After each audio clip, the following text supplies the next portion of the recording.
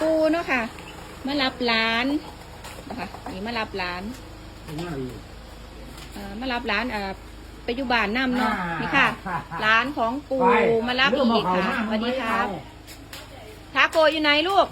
อ้าวทาโกสวัสดีค่ะหน่อยเร็วปู่มารับหลานไปอยู่ด้วยค่ะนี่ค่ะอันนี้จะเป็นลูกชายเนาะค่ะเนาะนี่ลูกชายค่ะอันนี้ทาโกรับหลานไปอยู่บ้านนอกเนาะค่ะเนาะเปิดให้ฉันก่อน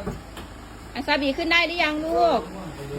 อ้าวขึ้นได้หรือยังเปิดให้น้องเปิดให้พี่เขาก่อนนะอันนี้ก็อยากไปทำคลิปด้วยเนาะค่ะเนาะนี่ค่ะร้านอยากไปถ่ายคลิปน้ำเนาะค่ะปูก็เลยมารับร้านเนาะค่ะ